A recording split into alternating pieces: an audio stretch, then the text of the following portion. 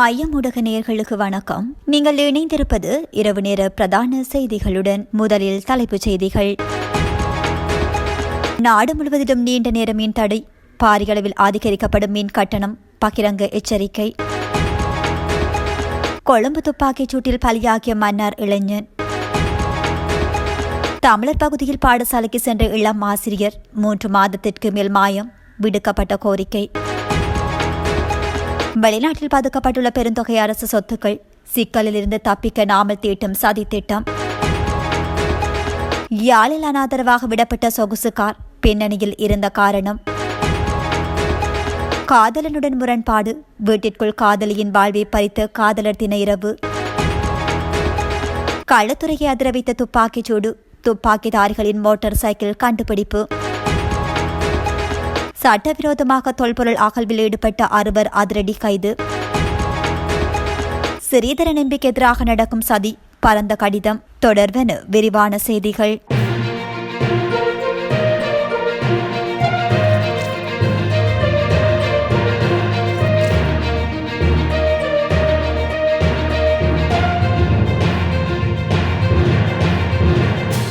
நாடு முழுவதிலும் நீண்ட நேர மின்தடை ஏற்படலாம் அல்லது ஒரு கலக்கு மின்சாரத்தின் விலை 90 ரூபாய் வரை அதிகரிக்கப்பட்டு மின் கட்டணங்கள் பாரியளவில் உயர்த்தப்படலாம் என பிவித்துருகெல உரிமையின் தலைவர் உதய காமன் பில எச்சரிக்கை விடுத்துள்ளார்.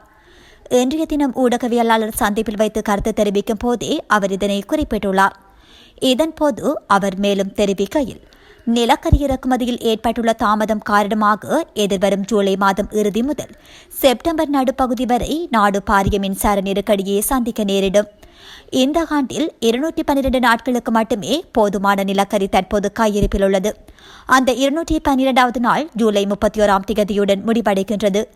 தென்மேற்கு பருவமழை காரணமாக செப்டம்பர் நடுப்பகுதி வரை நிலக்கரியை இறக்க முடியாது. இதனால் நுரைச்சோலை மின் உற்பத்தி நிலையம் 1.5 மாதங்களுக்கு மூடப்பட வேண்டிய நிலைமை ஏற்படும். இந்த நெருக்கடியால் நாடு முழுவதிலும் நீண்ட நேர மின்தடை ஏற்படலாம் அல்லது ஒரு கலக்கு மின்சாரத்தின் விலை 90 ரூபாய் வரை அதிகரிக்கப்பட்டு மின் கட்டணங்கள் பாரியளவில் உயர்த்தப்படலாம் என அவர் குறிப்பிட்டுள்ளார். கொழும்பு ஜிந்துப்பட்டி பகுதியில் உள்ள ஒரு சிகை அலங்கார நிலையத்தில் நேற்றிரவு இடம்பெற்ற துப்பாக்கிச் சூட்டில் மன்னார் இளைஞர் ஒருவரை உயிரிழந்துள்ளதாக அடையாளம் காணப்பட்டுள்ளது. உயிரிழந்த இளைஞர் மன்னார் முசலி பிரதேச செயலாளர் பிரிவினைச் சேர்ந்த பாண்டாரவளி பகுதியில் வசிக்கும் 20 வயதுடைய MM சஹ்ரி என்பவர் என தெரிவிக்கப்படுகின்றது. குறித்த இளைஞன் முடிவெட்டுவதற்காக தனது நண்பர் ஒருவருடன் சம்பந்தப்பட்ட சிகை அலங்கார நிலையத்திற்கு சென்றுள்ளார். இந்த நிலையில் துப்பாக்கிச் சூட்டில் காயமடைந்த கடை உரிமையாளர் உட்பட 4 கொழும்பு தேசிய வைத்தியசாலையில் அனுமதிக்கப்பட்டுள்ளனர். அதில் சிலாவத்துறையைச் சேர்ந்த ஒருவரும் கிரான்பாஸ் கொட்டாஞ்சேரி பகுதிகளைச் சேர்ந்த இளைஞர்கள் 2 படுகாயமடைந்துள்ளதாக தெரிவிக்கப்படுகின்றது. பாதாள உலக குழுக்களுக்கு இடையிலான மோதல் காரணமாக இந்த துப்பாக்கிச்சூடு இடம்பெற்றிருக்கலாம் என காவல்துறையினர் சந்தேகம் வெளியிட்டுள்ளனர். வவுனியா நொச்சிமோட்டி பகுதியைச் சேர்ந்த ஆசிரியரான ஆண்டனி ஜோய் என்பவரை கடந்த 3 மாதங்களாக காணவில்லை என அவரது குடும்பத்தினர் ஓமந்தை போலீஸ் நிலையத்தில் முறைப்பாடு பதிவு செய்துள்ளனர். கடந்த டிசம்பர் மாதம் வழமை போல் வீட்டிலிருந்து பாடசாலைக்கு புறப்பட்டுச் சென்ற நிலையில் மீண்டும் வீடு திரும்பவில்லை என தெரிவிக்கப்படுகிறது. அவர் காணாமல் போனது முதல் இன்று வரை அவரது தொலைபேசியும் இயங்கு நிலையில் இல்லை. உறவினர்கள் மற்றும் நண்பர்கள் பல இடங்களில் தேடியும் அவர் குறித்த எந்தவித தகவலும் கிடைக்கவில்லை என தெரிய வருகின்றது. இந்த விடயம் தொடர்பாக ஓமந்தை போலீசார் விசாரணைகளை முன்னெடுத்து வருகின்றனர். குறித்த ஆசிரியர் தொடர்பில் ஏதேனும் தகவல் தெரிந்தால் அல்லது இவரை எங்கேனும் கண்டால் 07744441117 மற்றும் 07720111006 ஆகிய தொலைபேசி எண்களுக்கோ அல்லது அருகிலுள்ள போலீஸ் நிலையத்திற்கோ தகவல் வழங்குமாறு அவரது குடும்பத்தினர் கோரிக்கை விடுத்துள்ளனர். அறக்கலிய போராட்டத்தின் பின்னணியில் வெளிநாட்டு சதி இருக்கிறது என நாமல் ராஜபக்ச MP சுமத்தியுள்ள குற்றச்சாட்டுகள் தோல்வியுற்ற அரசியல்வாதிகளின் விரக்தியை காட்டுகிறது என தேசிய மக்கள் சக்தி அரசு பதிலடி கொடுத்துள்ளது. நாமல் ராஜபக்சவின் கருத்துக்கள் தொடர்பில் வெளிவிவகார அமைச்சர் விஜித கேரத் ஊடகங்களிடம் தெரிவிக்கையில், அறக்கலை என்பது வெளிநாட்டு நிதியில் இயங்கியது அல்ல. அது ராஜபக்சர்களின் தவறான பொருளாதார கொள்கைகளால் மக்கள் பட்டினியால் பாடிய போது வெடித்த தன்னிச்சையான மக்கள் எழுச்சியாகும். எரிபொருள் வரிசைகளிலும் மின்சார தடையிலும் மக்கள் அவதிப்பட்ட போது இந்த தேசப்பற்று எங்கே போனது? மக்கள் வழங்கிய ஜனநாயக தீர்ப்பை ஏற்றுக்கொள்ள முடியாமல் அதனை வெளிநாட்டு சதி என்று கூறுவது ஒட்டுமொத்த நாட்டு மக்களையும் அவமதிக்கும் செயலாகும். கடந்த காலங்களில் இடம்பெற்ற பாரிய நிதி மோசடிகள் மற்றும் ஊழல்கள் குறித்த விசாரணைகளை எமது அரசு தீவிரப்படுத்தியுள்ளது. குறிப்பாக வெளிநாடுகளில் பதிக்கப்பட்டுள்ளதாக கூறப்படும் திருடப்பட்ட தேசிய சொத்துக்களை மீட்பதற்கான சட்ட நடவடிக்கைகள் முன்னெடுக்கப்பட்டு வருகின்றன. இந்த விசாரணைகளில் இருந்து தப்பிப்பதற்கும் மக்கள் மத்தியில் மீண்டும் குழப்பத்தை ஏற்படுத்துவதற்குமே நாமல் ராஜபக்ஷ இவ்வாறான ஆதாரமற்ற கருத்துக்களை தெரிவித்து வருகின்றார். கடந்த அறக்கலைய போராட்டத்தின் போது அமைதியான முறையில் போராடிய இளைஞர்கள் மீது கொண்டர் தாக்குதல்களை ஏவிவிட்டது யார் என்பது ஒட்டுமொத்த நாட்டுக்கும் தெரியும். அன்று அதிகாரத்தை பயன்படுத்திய இளைஞர்களை ஒடுக்கியவர்கள் இன்று அவர்கள் மீது ஆணைக்குழு அமைப்பதாக கூறுவது வேடிக்கையானது. 1988-89 காலப்பகுதியை பெற்று பேசினாமல் கடந்த காலங்களில் இளைஞர்களுக்கு எதிராக நிகழ்த்தப்பட்ட அரச வன்முறைகளை முதலில் திரும்பி பார்க்க வேண்டும். நாம் எந்தவொரு அச்சுறுத்தலுக்கும் அல்லது அடக்குமுறைக்கும் அஞ்சப் போவதில்லை. ஊழல்வாதிகளுக்கு எதிரான சட்ட நடவடிக்கைகள் எவ்வித அரசியல் தலையீடுகளுமின்றி தொடரும். பழைய திருடர்களை பாதுகாக்கும் அரசியல் கலாச்சாரம் இனி இலங்கையில் செல்லுபடியாகாது என அவர் குறிப்பிட்டுள்ளார்.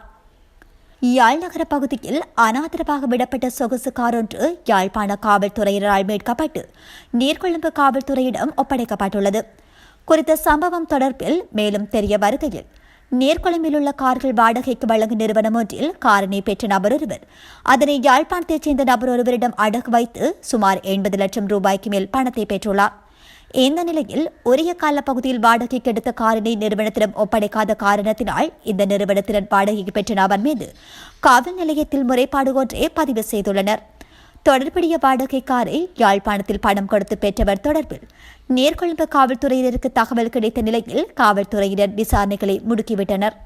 அதனைத் தொடர்ந்து வேறு வழியின்றி வாடகை காரினை பணம் கொடுத்து பெற்ற யாழ்ப்பாணத்தைச் சேர்ந்தவர் யாழ் நகர் பகுதியில் குறித்த காரினை நிறுத்திவிட்டு தப்பிச் சென்றிருக்கலாம் என காவல்துறையினர் சந்தேகம் வெளியிட்டுள்ளனர். கொழும்பு கடுவலை பிரதேசத்தில் 22 வயதுடைய யுவதி ஒருவர் தூக்கில் தொங்கிய நிலையில் சடலமாக மீட்கப்பட்டுள்ளார். இந்த சம்பவம் காதலர் தினமான நேற்றிரவு இடம்பெற்றுள்ளது. கடுவலை பிரதேசத்தில் உள்ள வீடொன்றிலேயே மேற்படி யுவதி சடலமாக மீட்கப்பட்டுள்ளார். சம்பவம் குறித்து மேலும் தெரிய வருகையில் தனது காதலனுடன் ஏற்பட்ட மனக்கசப்பு மற்றும் முரண்பாடு காரணமாக அவர் மனமுடைந்த நிலையில் காணப்பட்டார் என்று தெரிய வருகின்றது. இந்த மன உளைச்சல் காரணமாகவே அவர் காதலர் தினமான நேற்றைய தினம் தவறான முடிவெடுத்து உயிரை மாய்த்திருக்கலாம் என போலீசாரின் ஆரம்ப கட்ட விசாரணைகளில் இருந்து தெரிய வந்துள்ளது. சடலம் பிரேத பரிசோதனைகளுக்காக வைத்தியசாலையில் ஒப்படைக்கப்பட்டுள்ளது. இந்த மரணம் தொடர்பான மேலதிக விசாரணைகளை போலீசார் முன்னெடுத்து வருகின்றனர்.